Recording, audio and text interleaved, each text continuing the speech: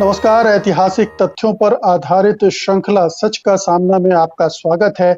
मैं हूं मुकेश कुमार। दोस्तों, राष्ट्रीय स्वयंसेवक संघ को अक्सर ब्राह्मणवादी संगठन कहा जाता है। इसके पीछे तर्क ये दिया जाता है कि इसकी स्थापना ही ब्राह्मणों ने की थी। इस पर ब्राह्मणों और ऊंची जातियों का वर्चस्व है और सबसे बड़ी बात तो ये कि इसका सोच ब्राह्मणवादी है, यानी वो दलितों और स्त्रियों की स्वतंत्रता और समानता का विरोधी है। लेकिन इसमें सच्चाई कितनी है और अगर है सच ये, तो उसके प्रमाण क्या हैं? आज हम इसी मुद्दे पर बातचीत करेंगे, इसी का पोस्टमार्टम करेंगे और इसके लिए हमारे साथ हैं जाने माने सामाजिक कार्यकर्ता और इतिहास के जानकार प्रोफेसर राम पुनियानी। प्रोफेसर पुनियानी, कार्यक्रम में आपका स्वागत है।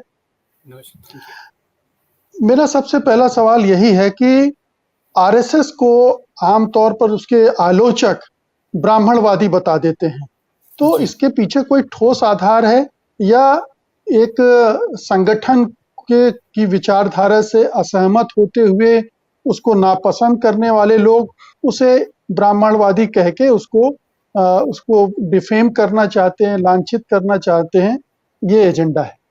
जी, देखिए कि मेरे ख्याल से आरएसएस को जो ब्राह्मणवादी कहा जाता है, उसके एजेंडा जो है, उसका जो एजेंडा है वो मुख्य रूप से ब्राह्मणवादी है।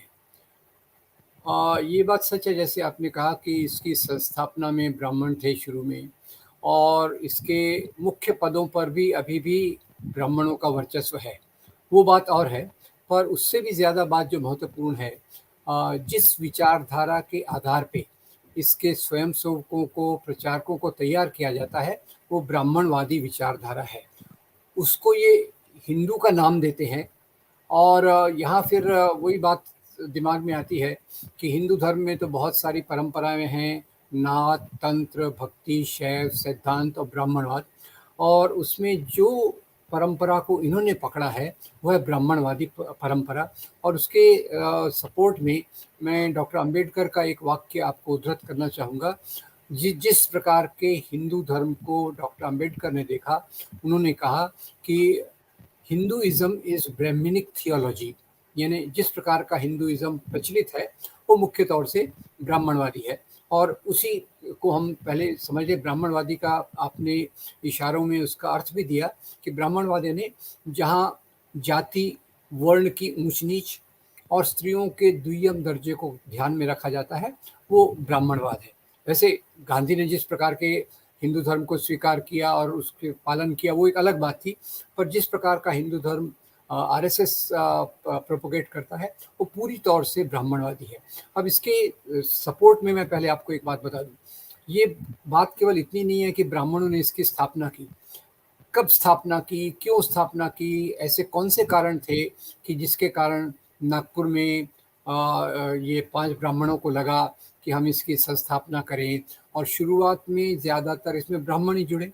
तो कारण हम समझ लें कि अंग्रेज़ों के आने के बाद आधुनिक शिक्षा का आना, सामाजिक सुधारों के आने के साथ साथ हम देखेंगे महात्मा ज्योतिराव फुले का आना, जिसके कारण शिक्षा का दलितों में प्रवेश हुआ, सावित्रीबाई फुले का आना, जिसके कारण महिलाओं तक शिक्षा जाने लगी, और बाद में डॉक्टर अंबेडकर का आना, जिसके कारण उन्होंने दलितों के अधिकार के लिए बहुत सारे आंदोलनों की शुरुआत की। अब इस पृष्ठभूमि में 1920 के दशक में एक तरफ तो नॉन कोऑपरेशन मूवमेंट 1920 का है, और दूसरी तरफ उसी समय विदर्भ में एक और बड़ा आंदोलन होता है जिसको अंग्रेजी में कहते हैं नॉन ब्राह्मण मूवमेंट। नॉन ब्राह्मण मूवमेंट यानी ब्राह्मण विरोधी आंदोलन। और ये जो आंदोलन था मुख्य रूप से ज्योतिराव फुले, ब्राह्मणवाद विरोधी आंदोलन, ब्राह्मण विरोधी या ब्राह्मणवाद विरोधी आंदोलन, ब्राह्मणवाद विरोधी आंदोलन, उसका नाम है नॉन ब्राह्मण आंदोलन, जो पॉपुलर है, मैं उसके आधार पे जा रहा था। पर आपकी बात सही है कि ब्राह्मणवादी, और उसमें जो जिनके खिलाफ आंदोलन किया जा रहा था वो एक तरफ से जमींदार और दूसरी तरफ पुरोहित ब्राह्मण। अब ये जो 1920 के बाद विदर्भ के, नागपुर के विदर्भ के क्षेत्र में ये आंदोलन हुआ, इन कारणों से वहाँ के कई सवर्णों को, खासतौर से ब्राह्मणों को लगा कि हमारा जो वर्चस्व है समाज में, वो वर्चस्व कम हो रहा है और उस वर्चस्व को बचाना चाहिए। पर ये इन्होंने कभी ब्राह्मण शब्द का इस्तेमाल नहीं किया, ये उसको हिंदू धर्म का इस्तेमाल करके अपनी एजेंडा को आगे रखते आए हैं। अब इसको थोड़ा और आगे हम चल के देखते हैं, तो हेडगेवार के समय तो हमने पहले भी चर्चा की, उन्होंने इस प्रकार का कोई साहित्य छोड़ा नहीं है और हमेशा ये कहेंगे कि सभी जातियों का स्वागत है, शाखा में आने के बाद हम आपकी जाति नहीं पूछेंगे, ये बात और है। पर ज़्यादातर इसमें जो शुरुआत के स्वयंसेवक प्रचारक बने वो ज़्यादातर ब्राह्मण थे। अब इसका ज़्यादा जो प्रमाण आगे दो चीज़ों में मिलता है। एक प्रमाण मिलता है हेडगेवार के समय, जब स्त्रियों ने कहा, स्त्रियों में जो लक्ष्मीबाई केलकर, उन्होंने हेडगेवार जी को पत्र लिखा कि हम स्त्रियों को भी आरएसएस में शामिल कीजिए। तो हेडगेवार ने कहा कि भाई ये तो पुरुष आंदोलन, पुरुष संगठन है, इसमें स्त्रियों की कोई जगह नहीं है, पर हाँ आप हिंदू राष्ट्र की सेवा कर सकते हैं, उसके लिए आप दूसरा संगठन बना लीजिए। और उस संगठन का नाम था राष्ट्र सेविका समिति, और इस संगठन के नाम में स्वयं शब्द गायब है। यहाँ ये एक मजेदार बात है, राष्ट्रीय स्वयं सेवक संघ जो पुरुषों का है और राष्ट्र सेविका समिति जो महिलाओं का है, तो यहाँ से स्वयं निकाल के उन्होंने अपने जेब में रख दिया। अब दूसरी बात, इसी के बाद जब गोलवलकर आते हैं तो गोलवलकर अपनी किताबों में इसको एक तो मनु की बहुत तारीफ करते हैं। वो कहते हैं कि मनु महाराज ने जो कानून दिए समाज की रचना के, वो सर्वश्रेष्ठ कानून हैं और दुनिया के लोग आज भी आश्चर्य से उसको देखते हैं और आज भी उनका उतना ही महत्व है। यानी अब जो मनु ने जो सिद्धांत दिए थे वही तो वर्ण व्यवस्था के, जाति व्यवस्था के, ऊंच नीच के और दलितों की गुलामी के। तो ये चीज़ें, दोनों चीज़ें अगर देखें, और इन्हीं चीज़ों को एक और तीसरी चीज़ मैं जोड़ना चाहता हूँ कि अब इसके आधार पे आप इसको स्पष्ट रूप से, तो आजकल वो गोलवलकर की इस किताब से भी कन्नी काट रहे हैं। तो आजकल जब बाद में उन्होंने जाकर दलितों के बीच में काम करने का सोचा, क्योंकि उनको चुनावी तौर पे, सामाजिक तौर पे तो सभी वर्गों का साथ चाहिए, और ये साथ उनको तब नहीं मिल सकता कि आप बोलें कि आप निचले दर्जे के हैं और मनुस्मृति को हम मानते हैं, तो इसलिए उन्होंने मनुस्मृति को साइड में कर दिया। और तो अब इनको जोड़ने के लिए पहला उन्होंने जो संगठन बनाया वो आदिवासियों के लिए था, आदिवासियों के लिए जो यहाँ के वनवासी संघ। जी जी। वनवासी कल्याण आश्रम, वनवासी कल्याण आश्रम जो आदिवासी क्षेत्रों में फैला। और दूसरा, जैसे अंबेडकर कहते हैं, एनहाइलेशन ऑफ कास्ट, यानी कास्ट सिस्टम का उन्मूलन होना चाहिए। उसके उलट जाके इन्होंने कहा सामाजिक समरसता मंच, यानी हमारे यहाँ अलग अलग जातियां हैं पर ये सब जातियां समान है, ये जातियों के बीच में समन्वय होना चाहिए। इसलिए बाद में चलकर उन्होंने हर एक जाति की गरिमा बताने के लिए एक एक किताब भी लिखी। पर उसका जो मंत्र है वो तो सामने आ जाता है कि आपका काम जो है वही बना रहे। और इसमें एक अंतिम मुद्दा जो मैं जोड़ देता हूँ आपके सवाल के पहले, हमारे प्रधानमंत्री ने एक किताब लिखी थी कर्मयोगी। कर्मयोगी अभी तो विड्रॉ कर ली गई है। कर्मयोगी में जी। उन्होंने कहा ये जो लोग पाखाना साफ करते हैं या दूसरे इस प्रकार के काम करते हैं, तो ये तो अपने आध्यात्मिक सुख के लिए इस प्रकार के काम को करते हैं। यानी जो काम बंद हो जाना चाहिए आज के समाज में, जो काम को एक्चुअली दूसरे तरीके से देखा जाना चाहिए, उसका भी इन्होंने गौरवान्वयन किया। यानी जाति व्यवस्था, उन्होंने कहा जाति व्यवस्था ये हिंदू समाज की सुदृढ़ता का आधार है, उसकी स्पाइनल कॉर्ड है। इस बात को मानकर आज भी हर एक जाति के गौरव के लिए तथाकथित ये किताबें लिखते हैं। और अंतिम मुद्दा, अभी दूसरा क्या हो गया कि अब इस आधार पे भी आप जातियों को जोड़ नहीं सकते, तब उन जातियों के बीच में जाकर ये काम कर रहे हैं, और जिसको अंग्रेजी में कहते हैं सोशल इंजीनियरिंग, और उनके बीच में मेल जोल, उसके आधार पर इन जातियों को अपने साथ ज़्यादा से ज़्यादा जोड़ने की कोशिश कर रहे हैं।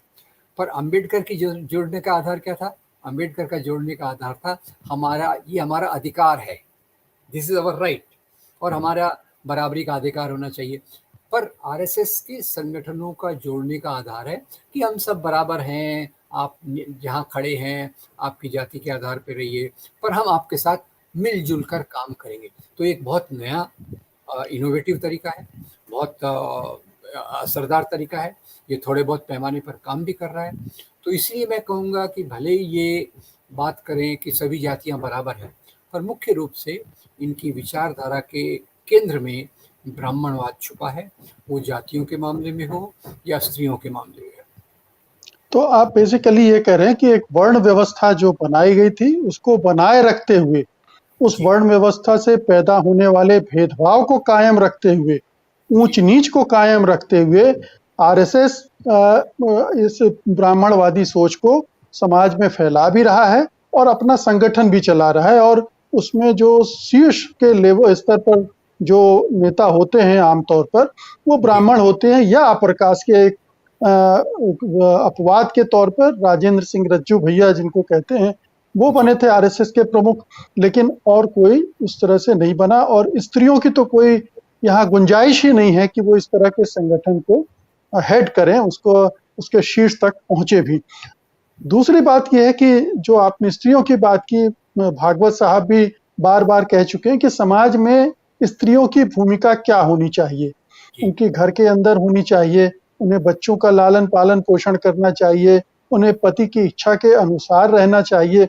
तो आज जो समाज बदला है, जो उस पूरी धारणाओं से मुक्त हो रहा है, वो उससे मुक्ति नहीं होने देना चाहते। तो एक तरफ सामाजिक समरसता का नाम देकर वो एक छलावा कर रहे हैं दलितों के साथ, क्योंकि उन्हें बराबरी के अधिकार से वंचित कर रहे हैं, और दूसरी तरफ स्त्रियों को भी वो समाज में बराबरी का अधिकार नहीं देना चाहते। तो ब्राह्मणवाद की ये परिभाषा क्या अपने आप में पूर्ण है? देखिए, ब्राह्मणवाद की परिभाषा में ये केंद्र बिंदु है। पूर्णता तो खैर नहीं कह सकते, पर ये उसका केंद्र बिंदु है। और उसमें जो बाबा साहब ने कहा था कि ये श्रम का नहीं, श्रमिकों का विभाजन है। This is not A division of labour, this is a division of labourers. तो वो उसको बरकरार रखना चाहते हैं।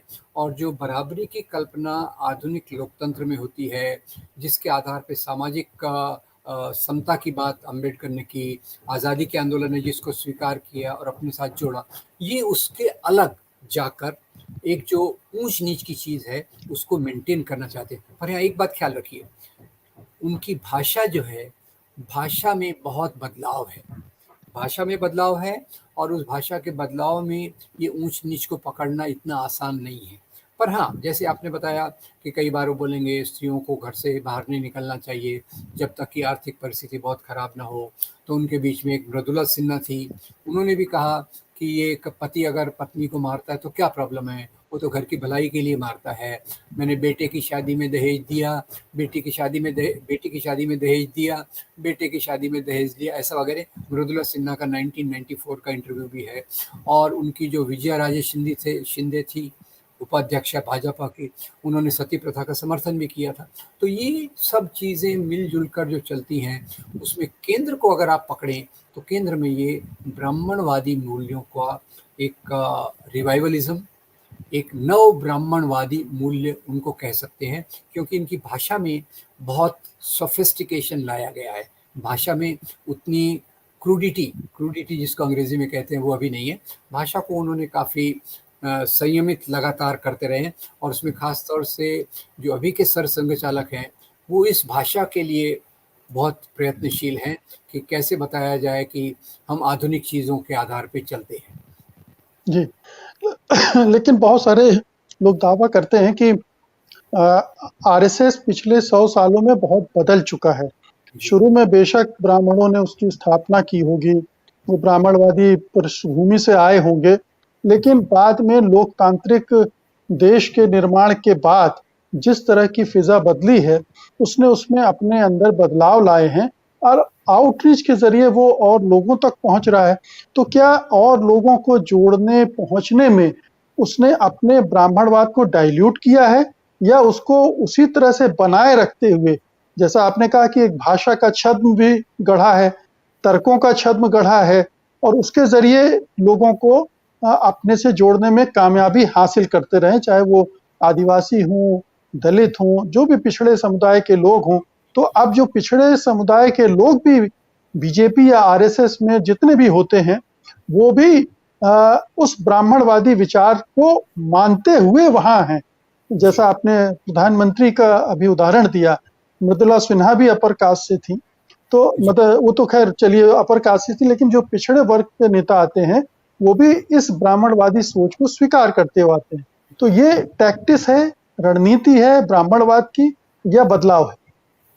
देखिए, कई समाजशास्त्री आजकल ऐसा मानते हैं कि आरएसएस में बदलाव आया है, और जो लोग इस बदलाव को नहीं देखते वो आरएसएस के सामने खड़े नहीं हो सकते।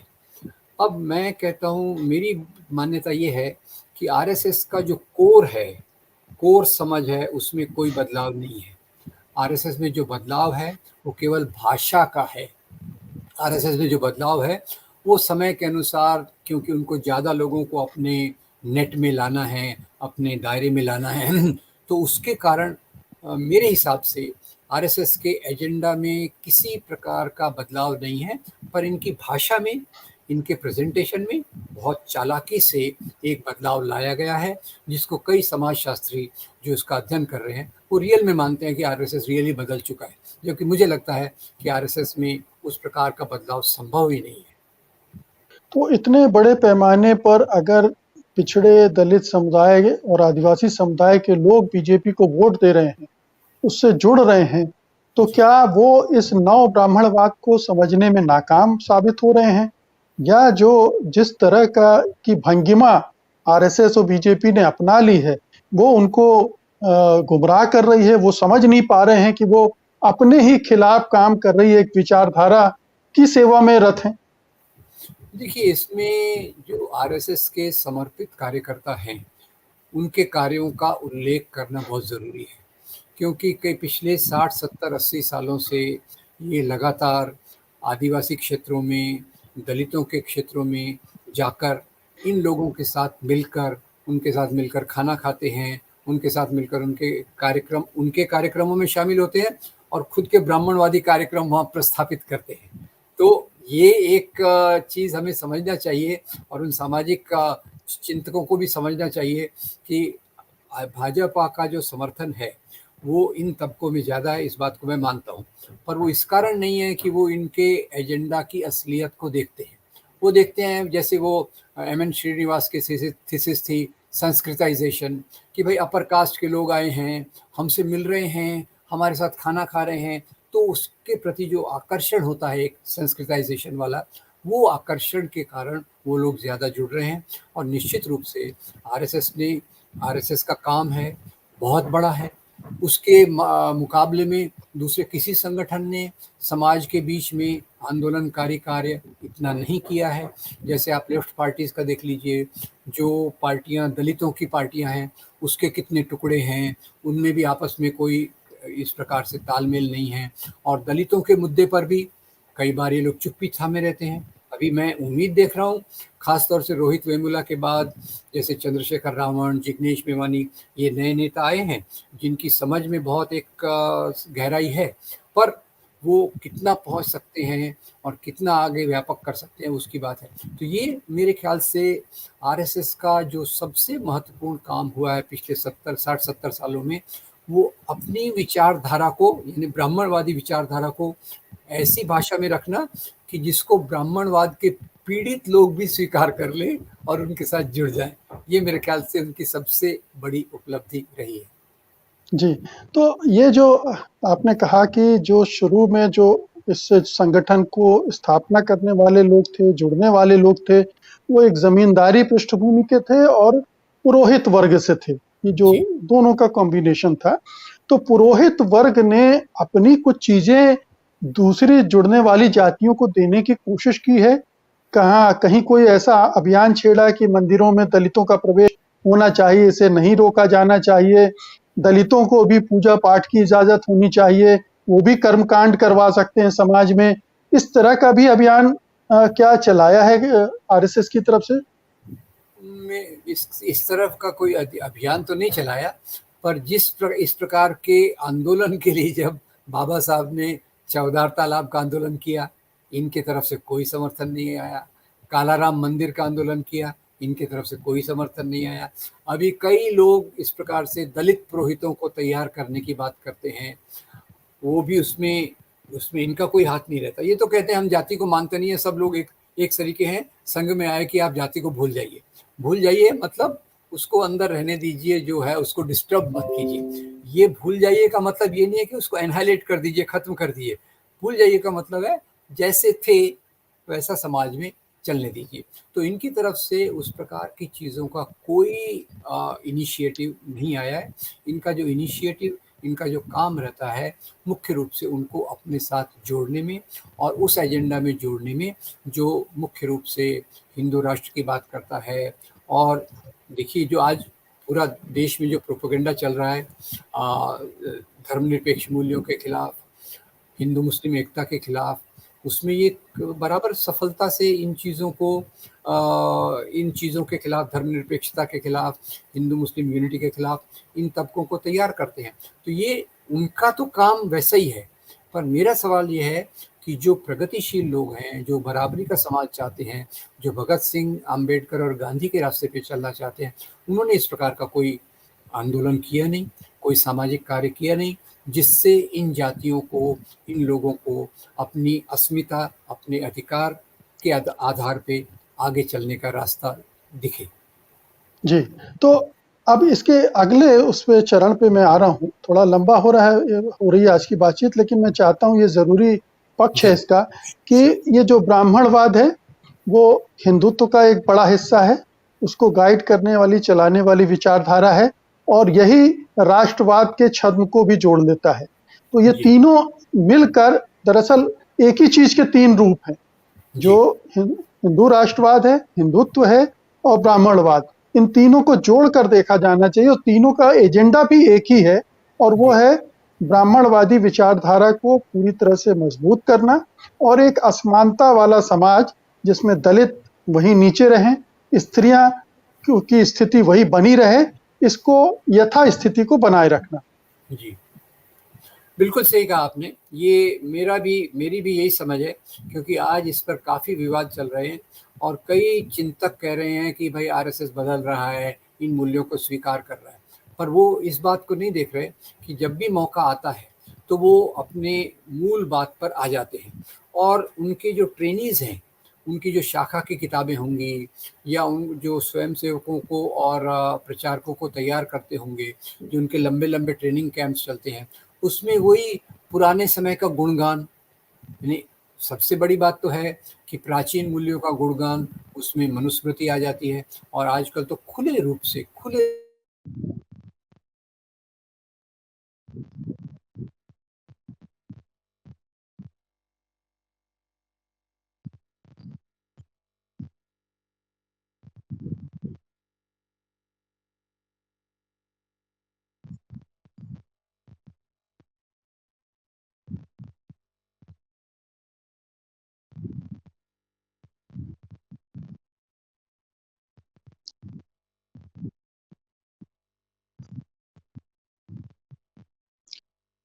अरीफ साहब, फोन करना पड़ेगा लगता है हमको।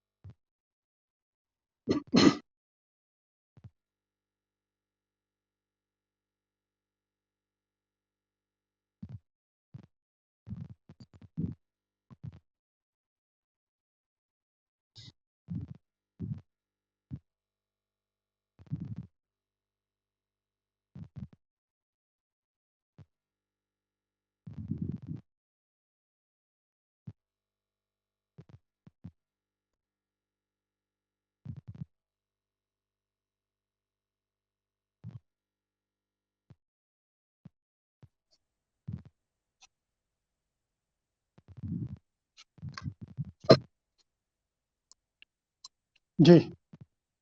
बीच में पावर चला गया था तो क्या करें, अभी फिर से वो उसको रिपीट, बस अभी ठीक है? हाँ, मोबाइल से ठीक करो। है। हाँ, ठीक है। अब वहीं से शुरू कर दीजिए आप।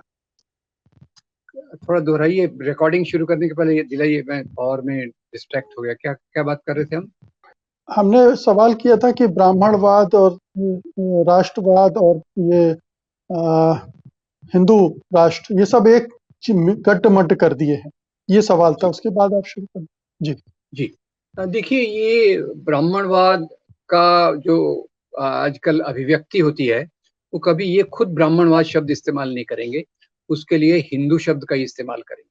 और जो उनका राष्ट्रवाद है, उस राष्ट्रवाद, हिंदू राष्ट्रवाद के नाम पे बात करेंगे, और उसमें भी ये राष्ट्रवाद शब्द का हिंदू शब्द का इस्तेमाल नहीं करेंगे, केवल राष्ट्रवाद कहेंगे कि हम राष्ट्रवाद के लिए खड़े हैं, और सामने ब्रैकेट में जो हिंदू शब्द रहता है वो छुपा हुआ रहता है।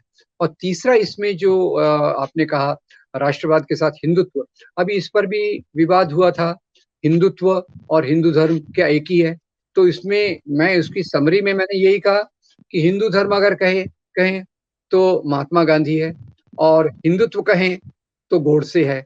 यानी हिंदू धर्म के नाम पर होने वाली राजनीति, ये हिंदुत्व है।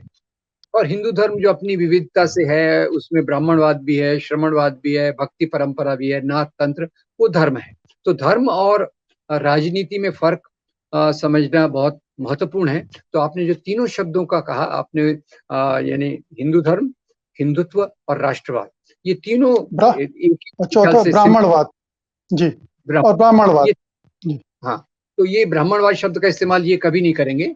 ब्राह्मणवाद के बदले ये हिंदू शब्द का इस्तेमाल करेंगे, और जी। हिंदू राष्ट्रवाद का इस्तेमाल नहीं करेंगे, राष्ट्रवाद का इस्तेमाल करेंगे, और हिंदुत्व का इस्तेमाल करेंगे। आजकल तो इनका दावा है कि हिंदू और हिंदुत्व में कोई फर्क नहीं है, जो अपने आप में पूरी तौर से गलत है। उसमें क्योंकि हम देखते हैं हिंदुत्व शब्द भी 19वीं शताब्दी में से आया, जब हिंदू राष्ट्रवाद के लोगों की उदय हो रहा था। सावरकर ने पहली बार 1923 में अपनी किताब में इस शब्द को ज्यादा प्रोमिनेंट किया।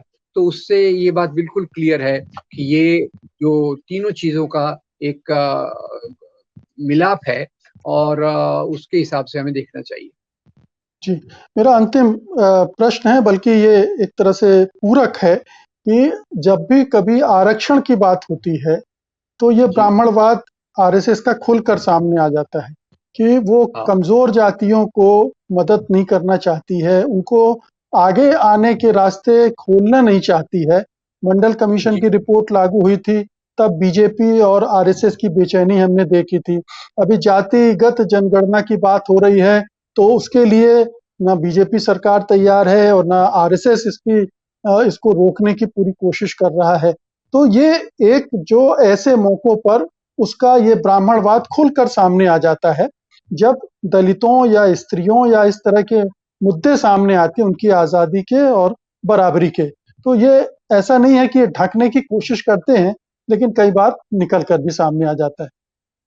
नहीं, ये आपने बहुत अच्छा मुद्दा सामने रखा है।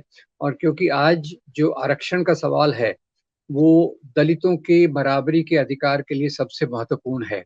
और अगर आप देखें तो खास तौर से मंडल कमीशन के लागू होने के बाद जो लोग आरक्षण विरोधी थे, वो पूरे इनकी विचारधारा के आसपास लामबंद हो गए हैं, और उसी से फिर बाबरी मस्जिद ध्वंस की राजनीति को मजबूती मिली। और ये आपने बिल्कुल कहा। अभी तो खैर ये तो आपने बड़े मुद्दों को कहा। अंदर भी जहां इनको मौका मिलता है, जैसे यूनिवर्सिटीज के अंदर भी जो आरक्षण की बात होती है, तो पहले डिपार्टमेंट वाइज थी, अभी उन्होंने पूरा यूनिवर्सिटी के हिसाब से जोड़ दिया।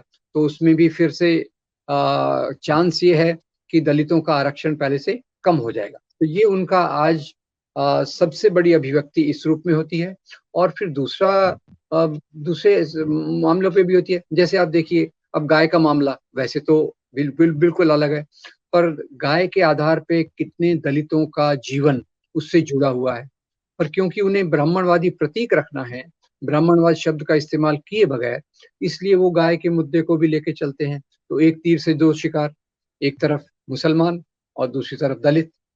लव जिहाद का मुद्दा लेके चलते हैं, दो एक तीर से दो शिकार, एक तरफ मुसलमान नौजवान और दूसरी तरफ हिंदू लड़कियों के जीवन पर कंट्रोल। तो ये एक इनकी टैक्टिक्स का हिस्सा है।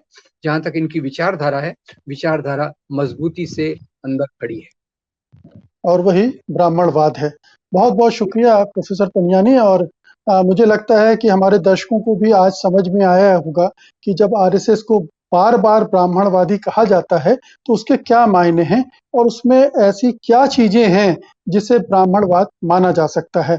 अगर आपको कोई संदेह है या आपके पास कोई और तर्क भी है इसके पक्ष में या विरोध में, तो उसे कमेंट बॉक्स में जरूर दर्ज कराएं और इस वीडियो को ज्यादा से ज्यादा लोगों तक पहुंचाएं ताकि ज्यादा से ज्यादा लोग आरएसएस के ब्राह्मणवाद को समझ सकें और उसके हिसाब से अपना व्यवहार बदल सकें। बहुत बहुत शुक्रिया आपका। धन्यवाद। नमस्कार। सत्य हिंदी का ऐप डाउनलोड करें गूगल प्ले स्टोर पर।